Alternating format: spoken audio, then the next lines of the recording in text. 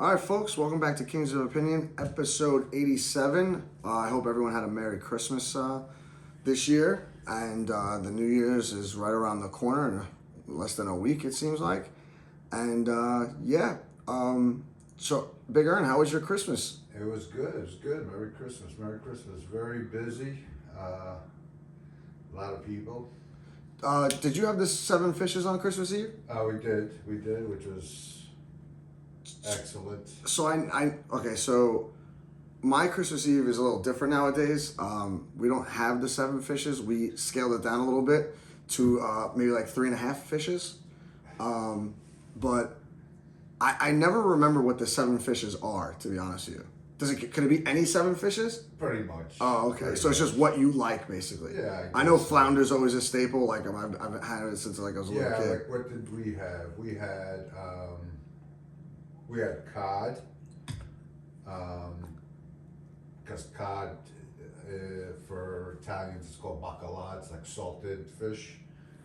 So that's what bacala is? I didn't know it was cod. Yeah. Okay. So we had that. We had shrimp 2 different kinds of ways. We had it fried, and then we had it scampi style. What's scampi style? Is that just like the regular? The one where it's like butterfly and stuff with the breadcrumbs. Oh, that's what we had. We had that too. I didn't know that was scampi. What else did we have? We had grilled octopus, and then we had like mussels and clams. So Wow. yeah, Very nice. good. That's a good dinner. And then what'd you have for Christmas Day?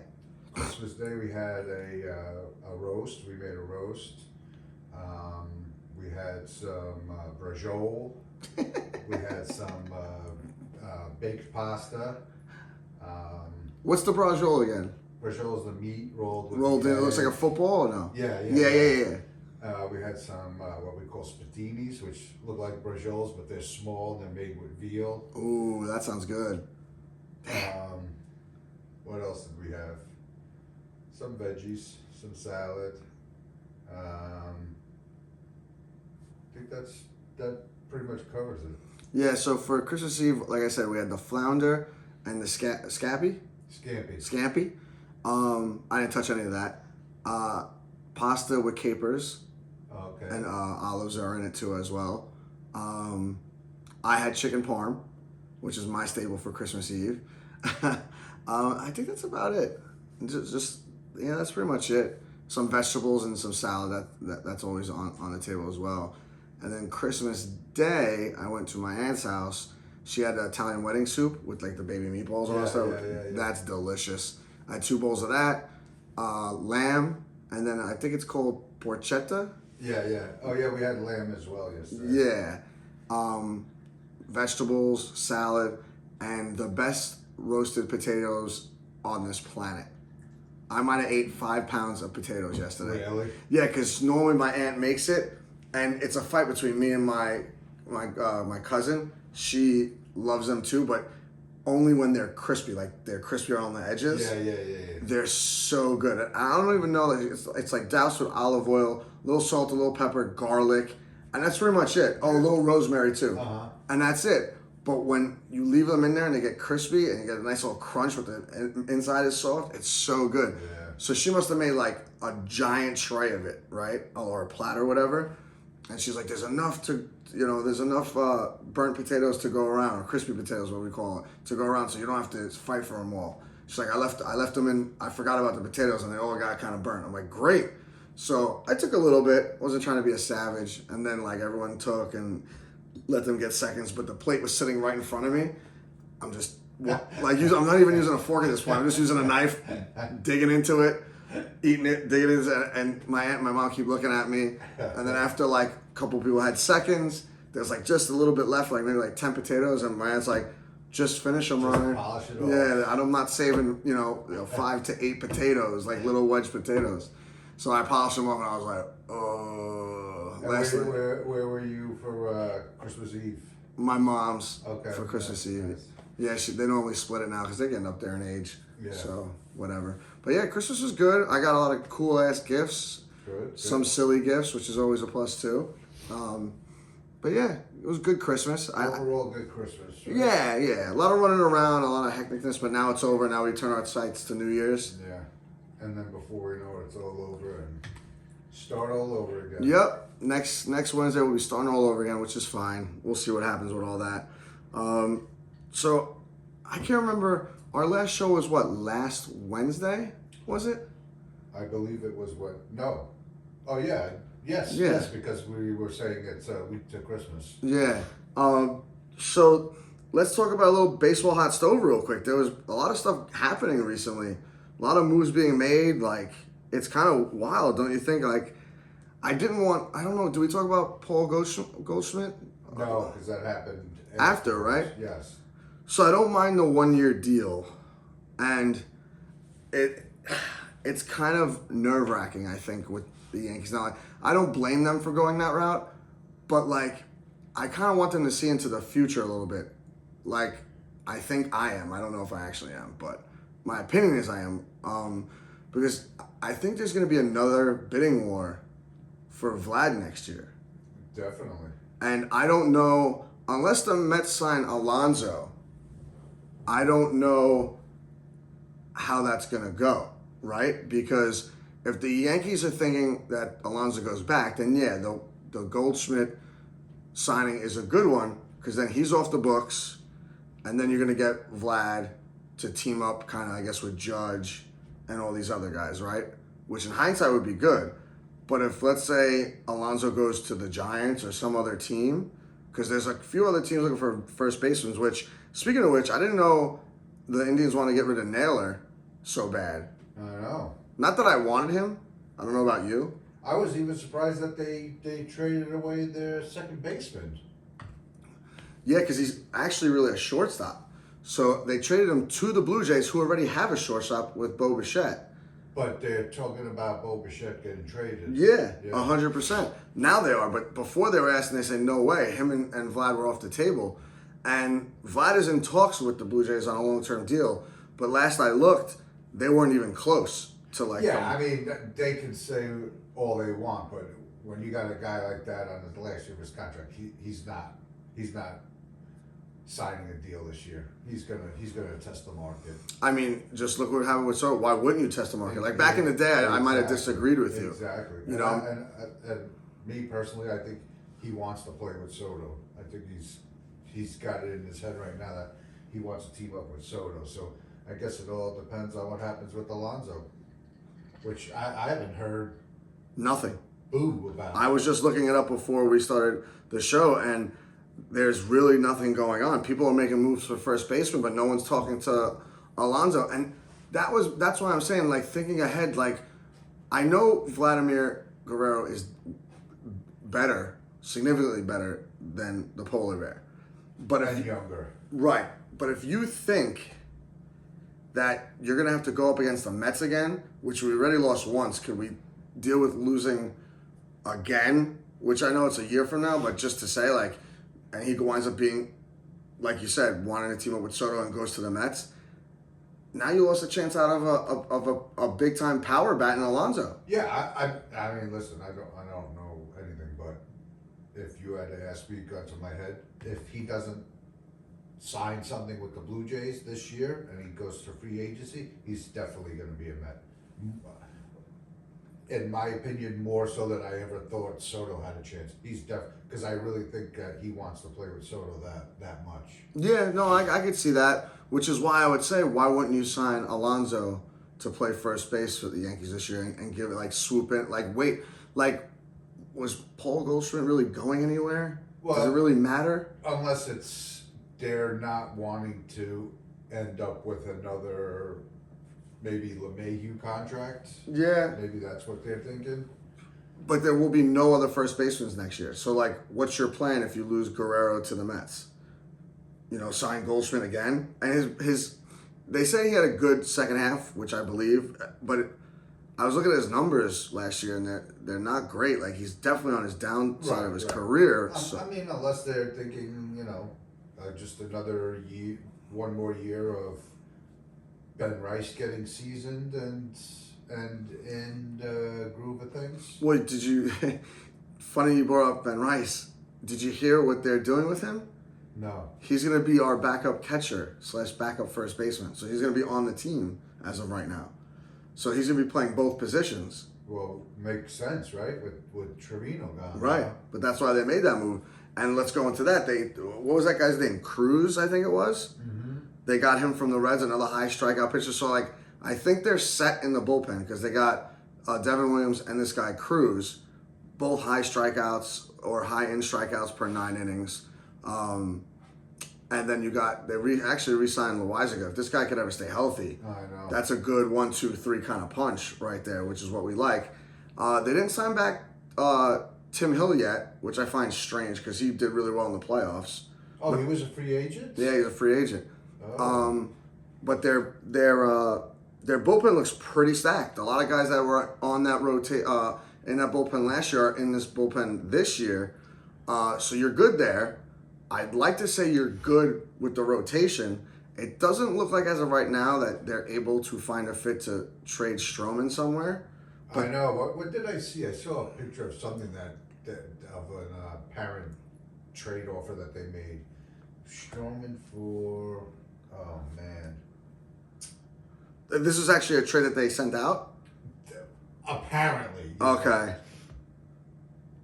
Who knows? I can't remember what it was, but it was they had the picture and it was like the team wasn't interested. But like right now, right around Christmas time, which has been kind of rare the last few years, a lot of moves being made, a lot of trades actually this offseason, which is kind of crazy. Yeah. The Yankees look like in good shape, but there's just more question marks. We still don't really have a left fielder. We don't really have a second baseman or third baseman, depending on what you're doing with Jazz. Yeah, I think with left field, I think they just get to a point where they're like, we need to figure out what's happening with the Martian. Is he going to be a part of this team? Is he not going to be a part of this team? And I think this is like the time that we need to find that out, you know? So they're not going to sign anybody, you're saying? They're going to stick him in left? I think so. Like, why wouldn't you stick him in center? Because he's a natural center fielder, which is weird to me because if you're a center fielder, you're really good defensively. So you should be able to play all 3 positions, almost like what Aaron Judge does. Right. But why does he look so bad defensively in left field? Like, I like what the Yankees are doing where the problems that they had last year, they basically got rid of. People that were blowing games because of stupid mistakes, right? There's no way they're signing back Gleyber Torres. There's nothing from that coming up. That's a huge burden off the defense and base running and all that stuff. And that's another thing you've heard nothing about. Like, if you would think that unless just no one at all is interested in him, you would have thought that if he knew that he wasn't going to be a Yankee, that he would have signed with whoever offered him anything. Yeah. So does that mean that there's just no one offering him anything at this point? Yeah, well, I think it's quiet. I think they're, like, especially this year with a lot of the trades happening, I think people are exploring that first and leaving the free agents for, like, January, like, late. And then, okay, no one wants to make any moves. Who can we sign here and there? You know what I mean? And you know what? That might change, too, because if there's no market for him, you might be able to get him on the cheap to play second base. I mean, I still wouldn't want him back with the Yankees. You know what I mean? But I haven't heard anyone trying to sign Verdugo either. I know. So, like, if you can get him on the cheap just to put him on the bench or something like that and maybe, platoon him with the Martian, like, okay, the Martian, I think he's a switch hitter, but, okay, he hits righties better than lefties, and then you got, let's just say lefties better than righties, then you got Verdugo hit against righties. You know what I mean? But I don't disagree with you that this might be the year where they test them out. Yeah, what happens if comes the point where they could get Torres for, say, 3 years, $15 million? That's crazy. I don't know if I would still do that. Oh, come on. I don't know, man. Come on. I don't know. I think you'd have to at that point. But you never know. It might be possible. Listen, being able to get him for anything under $10 million, I think would be a year, a good deal. Yeah, no, I didn't sigh because it wasn't a good deal. It's definitely a good deal. I'm sighing because I could see it in my head already. Like, here comes the bonehead mistakes and the lazy pop-ups that he can't catch and the running the bases like a moron. I'll tell you this though. If he does sign for something like that, the first thing I would do is I would pay someone or different people $5 million each to teach him how to run the bases, how to be a little more savvy baseball player. I don't know. I think I'm just hung up on the fact that how well he did the end of the season. Yeah. Off, No, he did for sure, but we didn't win the World Series. We only won one game. To be able to have the two bookends like that with say him and Volpe at the lineup is such a nice thing, Yeah, but that's if he could repeat that success throughout the whole year. Right. You know what I mean? Right. I mean, he's still young enough to do that, but I just think people are tired of him. They want to go a different route. Mm-hmm. I mean, maybe you could get a second baseman in a trade. Like, Brian Cashman's been on fire. I don't really hate any of the moves. I dislike the Paul Goldschmidt rule because I don't know what you're going to be doing at first base next year. And unless you're going to throw... Yeah, I mean, to me that shows that they have something cooking where they have a plan in place. Because, they would have probably gone after one of these other guys where it would have been a longer-term contract. Yeah, because that Christian Walker deal was a steal. It's 3 years, $75 million. But like we talked about last week, I think that guy, he wanted to go to Houston. Because why would he have signed so quickly? There's no way that he couldn't have gotten more money from somebody else. I think he said, I want to go to Houston. Yeah, and maybe. He's like, all right, well, you want to come? This is what we're offering you. Take it or leave it. And he's like, I'll take it. Yeah. I mean, it's not shabby still, $25 million. Yeah. It's not a shabby contract, which makes me think, what can you steal Alonso for a year or two for $30 million each? I'd sign him. Listen, you have 2 good years. You get free agency again at 33. Maybe you get another big contract, a 4-year contract, $100 million. Something like that. Because I don't like Alonso's defense, but he's gotten better every year. But to replace Soto's production, he'd be perfect for. Yeah, and I mean, he'd probably be better than what we had all of last season defensively. Yeah. I mean, I guess it's kind of hard to say because we had so many first basemen there. So, but he'd not be the same, a little bit better. But you're also talking about the short porch and right. Like, he could just hit it like the other two guys can, Stanton and Judge, and like his home runs could go from 40-ishes. And let's be real, he hit 50 home runs with the Mets, like I think twice. He could do that again. Unless it's just that, him and his agent just aren't budging on a price and they want some ridiculous number and years that people aren't willing to give him. Well, then he's probably not going to get it from the Mets because, like you said, it looks like the Mets are just waiting. Right. Like the fans want Polar Bear back because he's one of those David Wright guys. And if they really wanted him, they would have signed him already, I would think. Yeah, immediately after Soto, he would have been their next thing to do, Right, for a couple of reasons. One, you need a first baseman. You need a first baseman. Two, to keep the fans happy for the majority of them who I think would like to have him back. Right. And 3, to kind of show him that, hey, yes, Soto was our main priority, but now that he's done, we're coming right out and signing you. Now just leaving him dangling like that, what are you telling him? You're telling him, we're not sure if we want you back. Right. And if when you sign Soto to such a big deal, you're going to listen to that guy. And we don't know everything that was said in their meetings. Like, little things come out here and there. You choose to believe them or not. But who's to say he didn't say, I'll sign with you. Because remember, everyone's saying that he signed over the Yankees for $5 million, right? And then you got to name the luxury suite and, all these little, things that make it look a little better for the Mets. But what if in the meeting he's like, I want to be the man, and I want to play with certain guys. And to speak to your point, what if it was next year I want you to go get Guerrero? Yep. Now you can't sign Alonso to play first and then get Guerrero next year. I mean, he does have the money. I'm not saying that, but that's just too crazy. Yeah, you know what I mean? It's just a misuse of resources. Yeah, you could use that money for things in need. Top line starter. Right, they don't have that as of right now, you know what I mean? So, And I know that that's like Stearns' job. Like he'll nickel and dime guys and like have pet projects, and they wind up coming here and doing decent. But you know, Yeah, that's the other thing too. They haven't done anything with their pitching staff, so is that what's kind of holding them back on making well they got Mania back for a 3-year deal, which is good for him. He pitched really well last year. He was their rock, and he wasn't hurt at all last year.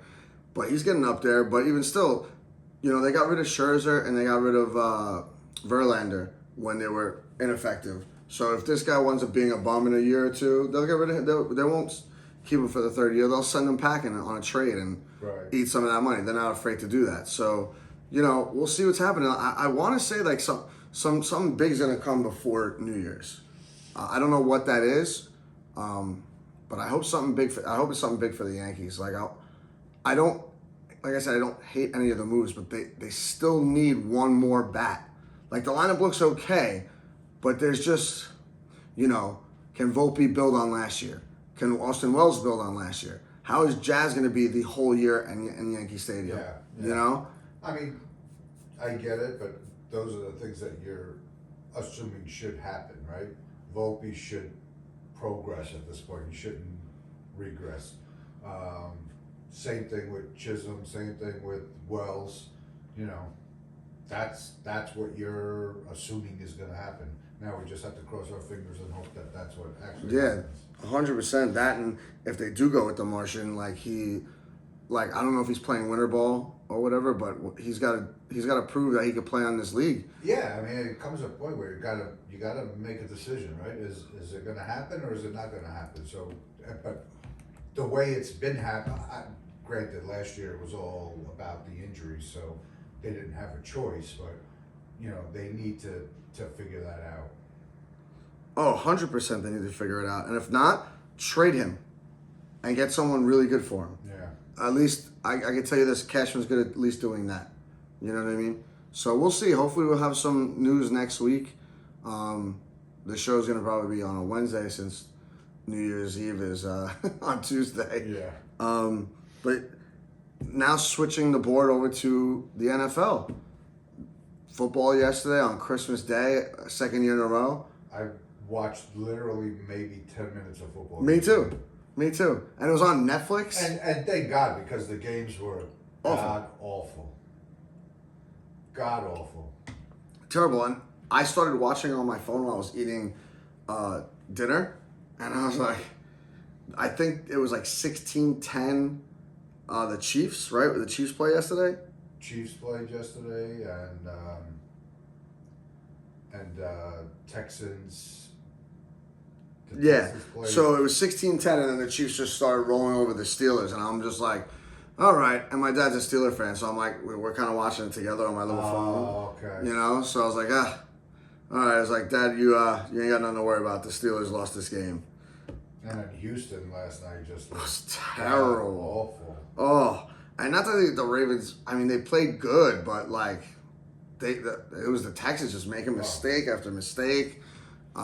Mixon couldn't do anything with the ball, and it was sad. I don't know that they got a safety and that was it. It's awful. Yeah, so bad. And I was, on the way in this morning, they were saying how C.J. Stroud was just missing targets by 5 yards. Yeah, he was just bad. I watched a little bit of that game and a little bit of the Kansas City Pittsburgh. I know they're dealing with injuries and stuff, and Tank Dell's injury, they're saying that they don't even know if he'll be ready for next year. Well, I mean, maybe because it's so late. I know he messed up his knee bad. Yeah. So maybe because it's so late in the season, it's going to take him at least a year. So, he might not be back to the playoffs next year. Yeah. If they even make the playoffs. I mean, their division's weak, so they should be winning the division every year. But they just, I don't know, they just don't have, enough talent on that team right now. I mean, they're definitely taking a big step back from last year. Oh, yeah. Well, everyone blew past them. Yeah. You know what I mean? They just didn't consider them. And then, C.J. Stroud on his rookie year was lighting it up, And then they got reinforcements, too, because they traded for Diggs and Mixon. Yeah. So they even got another wide receiver. Right. And then they had 3 of them, him, Nico Collins, and Tank Dell. and I don't know what's going on. Like, they don't have a great offensive line. I don't know. And injuries, because Diggs has been out for already how many weeks, right? Yeah, I think it's like been around a month, and they've all been down too. That's the funny thing. But I don't know. Last week was funny too because I know we don't have our picks, but I think did I pick against the Jets last week? Do you remember? I think you did, yes. Okay, so that might work out for me that 1 week because they wound up beating the Rams. They wound up losing to the Rams. I'm sorry, 19-9. But when I was watching that game, I'm like, someone should just kick me in the dick because like for the longest time it was not like field goals. You know what I mean? And it was like 9-9. There's definitely been a lot of crappy football lately. Mm-hmm. A lot of really crappy football lately. And I'm kind of wondering why it's that way. Because normally, if it was like the first month of the season, I'd give them a pass because they don't have the preseason as much anymore. So I would say, oh, okay, it's just them warming up still. But we're in December now, guys. Like, guys are getting ready to go to the playoffs. Like, what's happening here? Yeah. And you got Kansas City that just won't lose. You know what I mean? And did you hear any of their funny stats? Like, they're like 10-0 in one-score games this year. Now, you know what I mean? Yeah. Like, and they've won 15 games in a row with something. Patrick Mahomes has not had a very good season. No. You know, considering, but I mean, it's crazy. I guess, you know, as much as you hate to say it, you got to give it to them because they keep finding a way. Well, I was talking to someone the other day, and I'm like, you could say they're not as good as they were last year. They're not as this, they're not as that. But when you're a good team and you're not playing well and you still win, that just shows how good of a team you are. Right. You know what I mean? Like, I can't really equate it to much more than other, like, you know, baseball when, like, the Yankees were the dynasty era and they were, like, not on the bubble, but, like, coming off of it. And they just always would find a way to win. And that's what everyone hated about the Yankees. Like, they might not have the best pitching performance. Maybe the pitcher would give up 5 runs in the third, but the Yankees were, like, chip away, and then wind up beating you.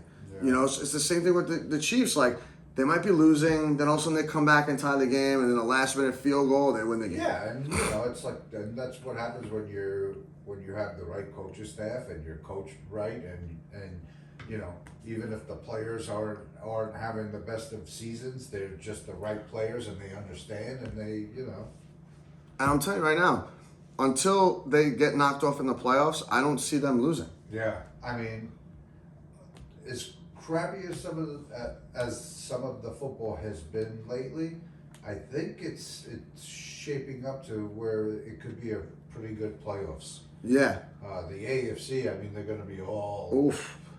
The AFC is going to be way better than the NFC. Buffalo, Baltimore, Kansas City. I mean, come on. They're all playing well. They're all doing well. Yep. I wonder what the playoff picture looks like. I know it's those three, obviously. Then you got Houston. I think you got the Chargers as of right now and the Broncos right now. So those are all pretty solid teams. Right. And you would think the way things are right now and the way things are going that those three should find a way to get through, right? Baltimore, Buffalo, and Kansas City. Oh, yeah. And then whoever the fourth team is, like, it's just a toss-up, you know? But one of those two big teams, Buffalo or Ravens, is going to wind up playing Kansas City the next round. I can see that happening. Right. You know what I mean? And then whoever doesn't might play them the next round. So, you know, it just depends how it's going to go. You know what I mean? Like, I'd like to see the Chargers be that fourth team. Yeah, me too. They're weird, though. I've been watching them of late. Like, I saw them in Kansas City, and then I saw them last week. It's like... Well, the thing with the Chargers is that other than Herbert, they really don't have any... Stars. Right. Yeah. Right. Which is nice and refreshing to see, too, in a sense, but that's the thing with them.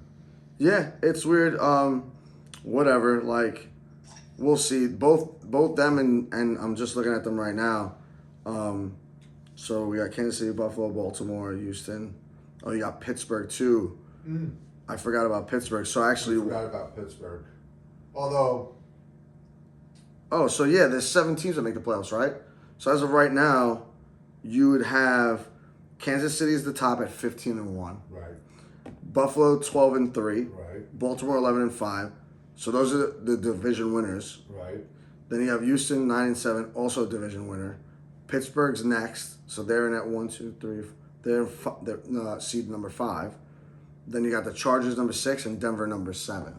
So that's those are all crazy games because the bottom half are good defensively. Not the Chargers maybe, but Pittsburgh and Denver lean heavy on their defense. So if those guys like show up for the game, like they could easily knock off Houston, both those teams. You know what I mean? Like we were talking earlier.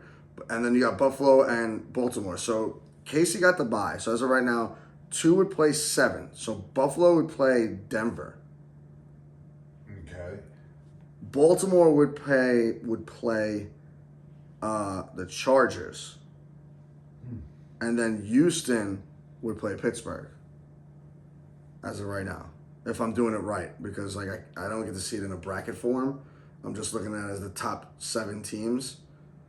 So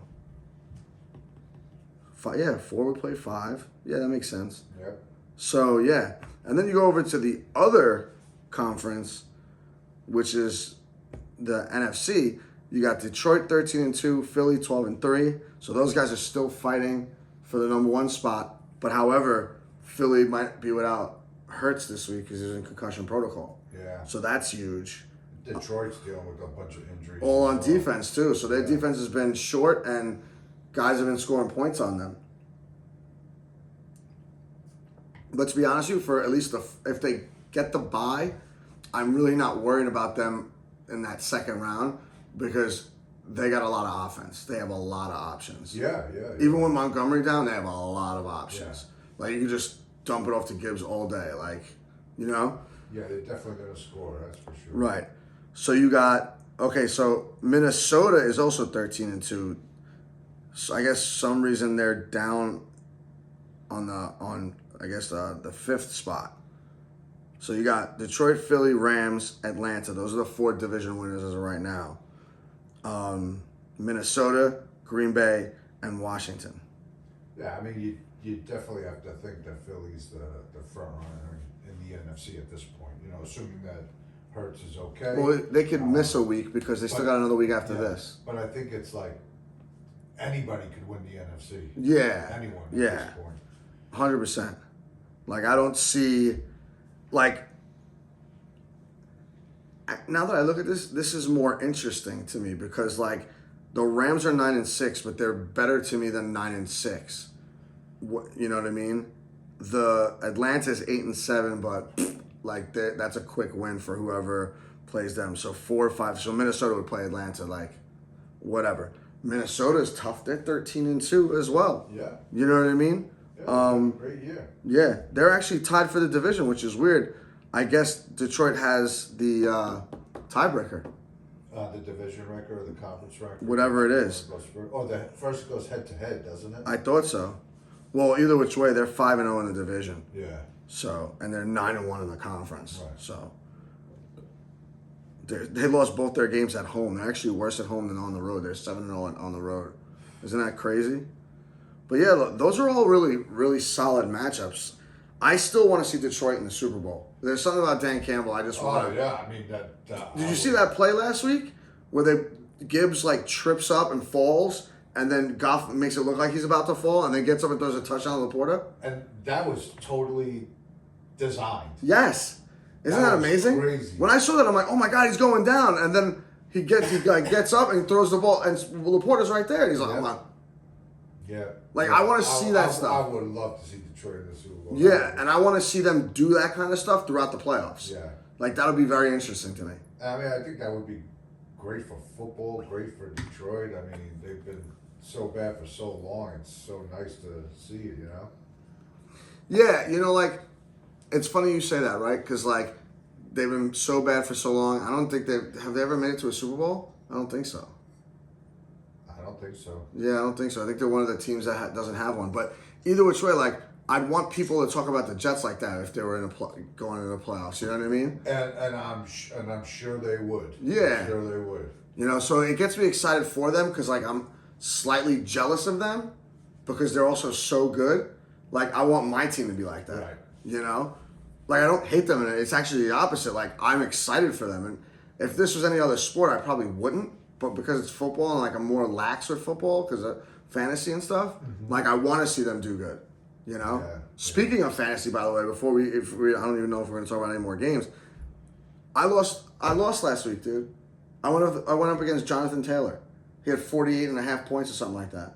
And I was watching Red Zone, and he broke off not one, but 2 runs of 60-plus yards. Oh, you got to be kidding me. I know. I put in the league that I'm in with my cousins. I went against one of my cousins who was it? It was Taylor. Who do you have at quarterback? He had he beat me essentially with 3 of his guys. Players. And I had basically a good enough week where I would have beaten anybody else in the league with like 135 points, and he beat me with 3 players.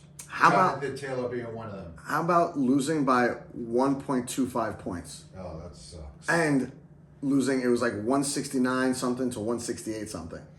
So I scored 168 points and still lost. And that's the craziest for me because like I was in Jersey visiting my friends. We're watching football, me and my buddy, and we're just seeing stuff. And I'm like, oh, and like we're going back and forth. And all of a sudden, JT rips off 2 touchdowns. And I'm like, oh, I could still kind of win.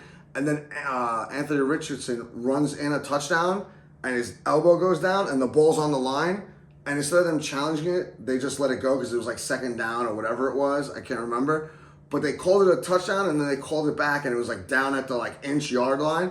And I'm like, I'm watching the replay and I'm like, that's a touchdown, dude. All it has to do is break the line. It broke the line like by this much. I'm like, it's a touchdown. Give him the touchdown.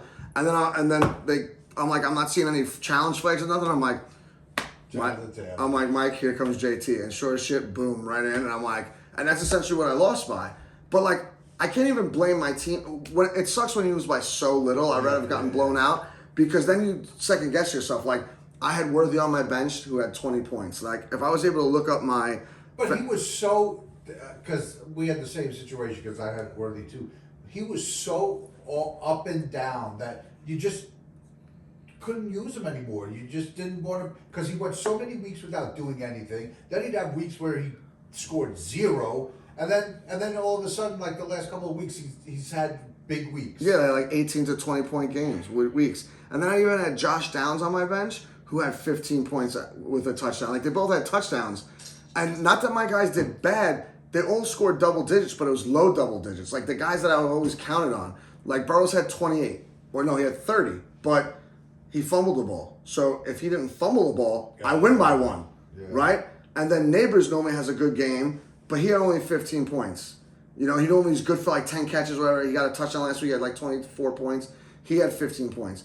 Darryl Mooney did okay, but had no touchdown or didn't have enough catches or yardage. Same thing with Amon-Ra St. Brown. He had 19 points, but he only had 5 catches for 70 yards, where normally he's like 8 or 9 or 10 catches for 100 yards and a touchdown. He had the touchdown, which is great. You know, and the worst one for me was Chase Brown. He was a bell cow all season. He was scoring 20-plus points every game. And what does he do this time? 13 points or something like that, 14 points. So there was so many things. And when you lose by like less than 2 points, basically, if I would have just had the intuition, let me just put in Worthy because last week he had 19 points. Let me see if he does anything. Throw him in for Mooney, I'd win. I could have thrown in Downs and I would have won by a point. Yeah. At so that point, you'd rather get blown out. Yeah, so it crushed me. And on top of that, it's not like I lost 132 to 131. I lost 169 to 168, dude. Like, I went against the guy that scored the most points, and it crushed me. Well, that's not true. The other side of the fence was 173 to 167. But wow. These are high-scoring games, and I just missed out for trying to go for my 4th championship. So I didn't get my championship for Christmas. I was kind of disappointed, you know? But I don't know. What are you going to do? The football is crazy this year. Like, I can't imagine trying to draft next year with all these guys and everything like that. It's kind of wild, like, to think of who you're going to get, what injuries. Oh, Especially now, it's gonna like, I think, even things out a lot too, because where we thought that the day of the running backs was completely done with and over with, there was been a bit of a resurgence for the running back position this year, right? yeah, been a bunch actually. You know what I mean? Like the only reason why I was still in the game, I was watching the Bills game on the red zone. And James Cooks had 31 points, which he not that he almost matched JT, but he gave me a chance. I was going into the night game needing 18 points from that guy McMillan on Tampa Bay. So and I don't know if you saw it. I saw it. I shut the TV off because I was like, I'm not gonna sweat this. Like if I win, I win or whatever. Because by the time the 4:00 games were almost over, I was losing by a bunch anyway. And then like by the end. Like, I was like, I'm still going to lose. There's no way he gets 18 points. And he wound up getting 16.7. But there was, I don't know if it was to win the game. I just saw the play. But Baker Mayfield throws a 50-yard pass to him in the end zone. He winds up catching it in the air, in the end zone. And then by the time he comes down on the ground, because it was like weird, the defensive back had his hand in the middle. So he caught it like this. By the time they come down, the defense has the ball and it was an interception. I'm like, oh, no. Like, there was so many ways I could have won, and I didn't. And I'm like, damn, dude. And I'm like, that would have been my fourth. Not, I would have still had to play this week, but I've been more confident this week than last week because I was going against a really good team. I mean, but they're all really good teams, but the guy I was going to play in the championship, I beat in the regular season. So I would have been a little more cocky, like, just to myself, but it didn't work out, and I was kind of pissed off. But whatever, what are you gonna do? But yeah, have you been following the Knicks at all? Here and there, they're really starting to play well. The thing with them is that they're getting it from a bunch of different guys. Bridges, who they got from the Nets, is really starting to heat up. I mean, he's having games where he's scoring 40 points. Really? OG Anunoby's just been playing really well, so they're looking good right now. They're looking good. Are they winning games now? Yeah. Because last I saw them, they were like 15-9, but I haven't really. Yeah, they're I think 19-10, if I'm not mistaken. Oh, okay. So they picked up some ground. So they've been playing really well. Still waiting for Mitchell Robinson to come back, which is going to help. He's never going to come back. I know, but they've been playing really well, man. They're looking. Oh, they're 20-10. 20-10. Okay. They're third right now. Yeah, they won yesterday. And they're right behind. They're only 2 games behind the Celtics. Yes. And 6 behind Cleveland. How has Cleveland only lost 4 games? Well, they won their first 12, I think it was, right? Something like that. Something like that, if not even more than that. Yeah.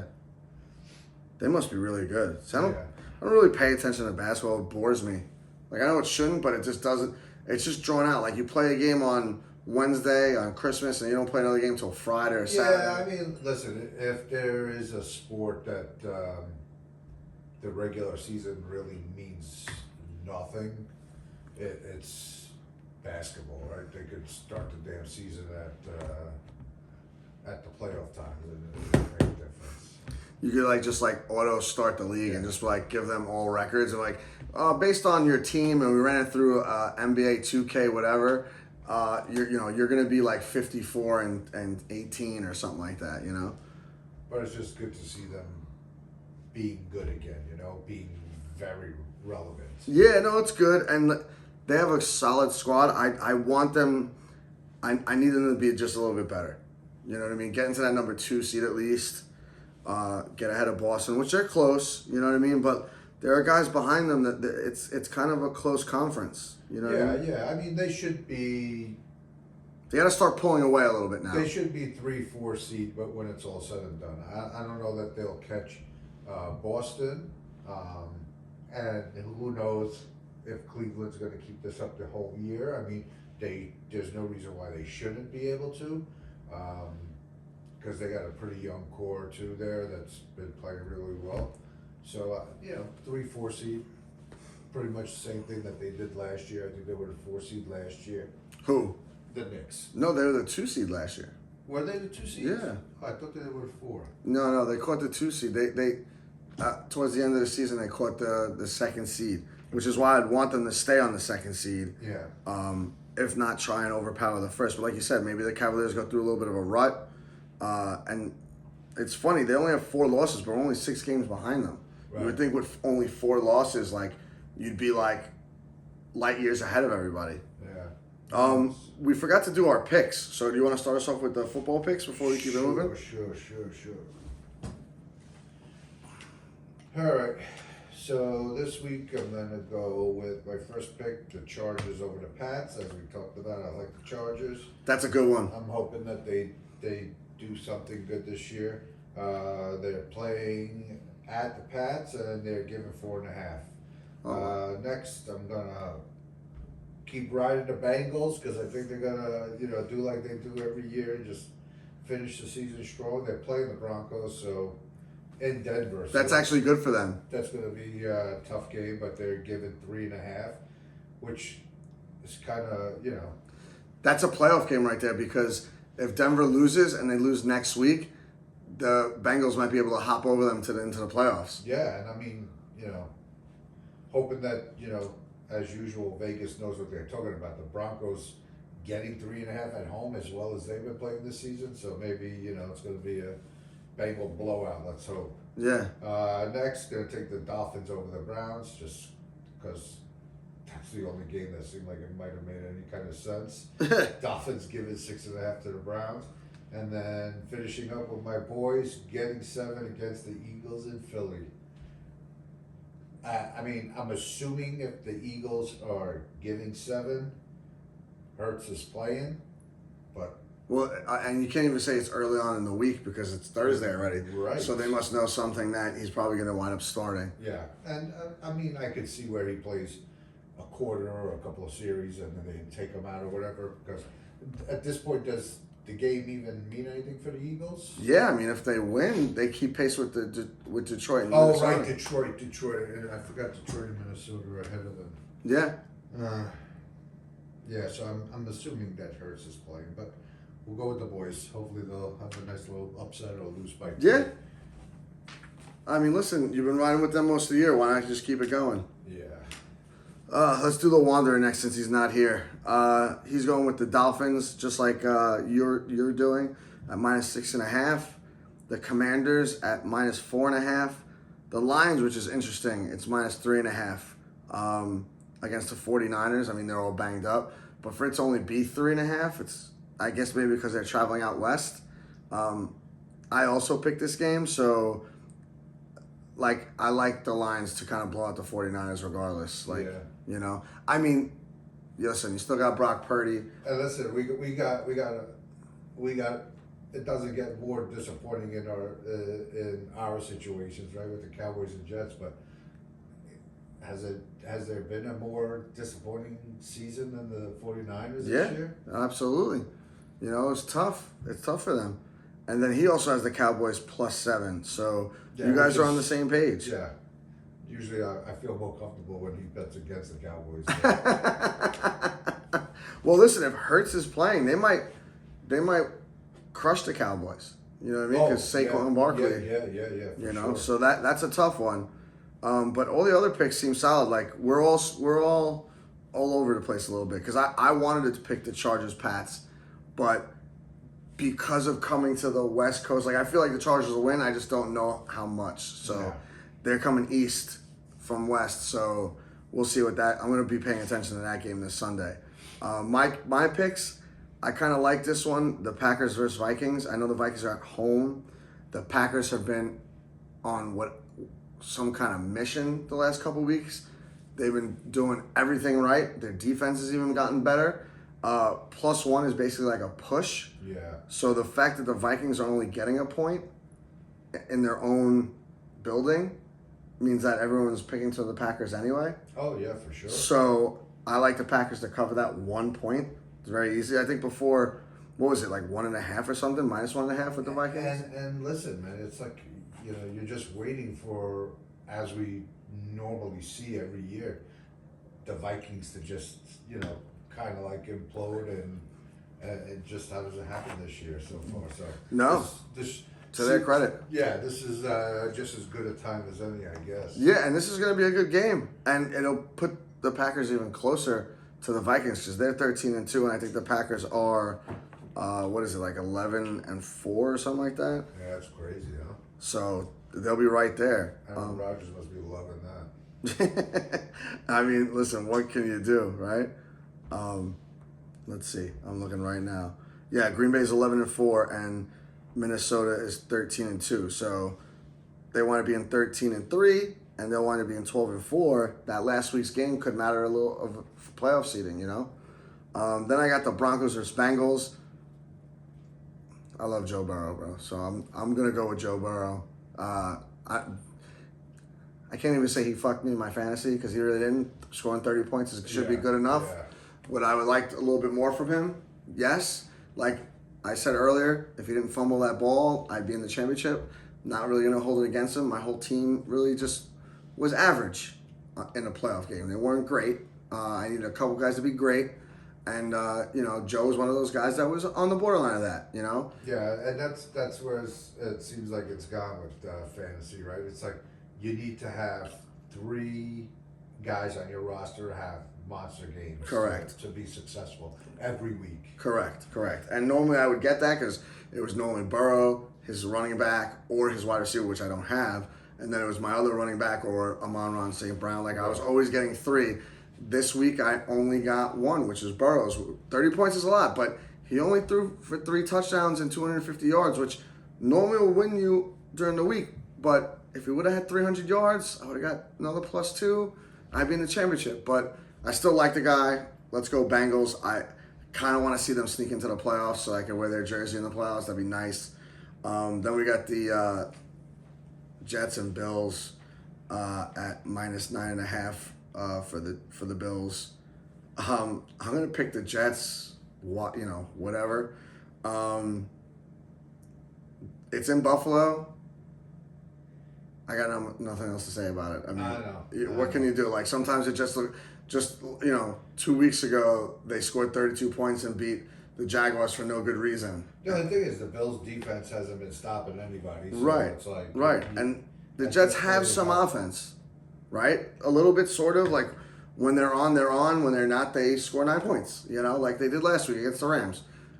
And you're just at that point of the season, you don't know, I mean, I guess all these races at the top are still so close that everybody still has a chance for, I guess, even Buffalo still, do they still, Kansas City secured it. They secured the... Yeah, they're 15-1, and the Bills are 12-3. Okay. There's no way. So does Josh Allen play the whole game? Does he play at all? Well,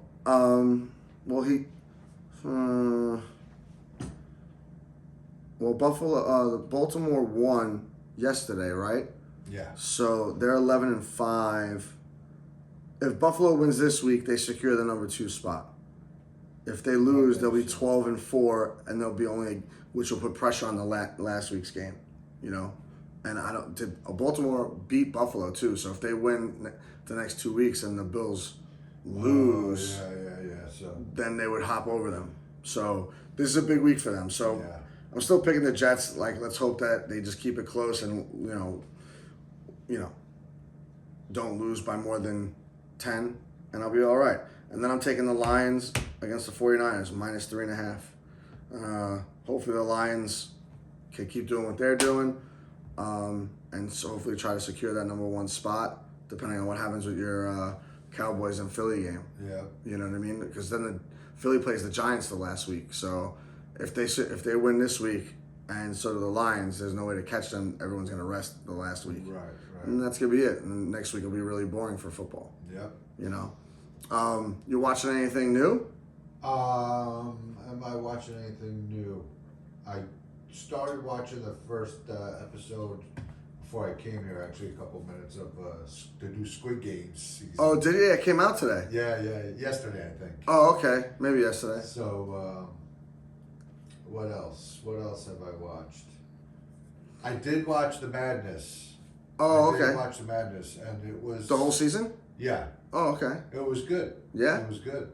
Okay, I got to put that on the list. Yeah, I liked it. The Wanderer was right about that. It was interesting. Really? Yeah. Oh, good. Not bad at all. With the Squid Game, is it the same kind of premise as the first season? I think so. I mean, basically, the start of this first episode is basically just the guy from last season, and I guess he's trying to find the guy that was doing the whole thing where he was recruiting the people, so to speak. Right. So, And are all the episodes out already? I think so. I think I saw it said 7 episodes. So I don't know if maybe they're doing it like they have been with all their shows lately, where it's part A and part B. I don't know. Yeah. All right. I'll check that out. It's going to be on my list too. So I got to put that and Madness on there. My list is growing. I don't know why I'm not having enough time to watch them. It's been a busy time the last couple of weeks. 100%. Making all these rainbow cookies and everything like that. Yeah. Did your family like the rainbow cookies, I hope? Yes. Good. Just tell them I slaved over a hot stove over it. I've been just watching Christmas movies the last week, so I couldn't even tell you. They're all the same to me. You know, they all start and then they all end the same way. Yeah. The guy gets the girl. Everyone has a good Christmas. Did you watch Red One yet? Yes. Okay, it was okay. Yeah, it was okay. I mean, kids. it was different. And then what about the one with Jack Black? No, I didn't watch that yet. Oh, you'll like that. That's okay. So maybe I'll watch it tonight and I'll report back. Yeah, because I was looking for a movie like.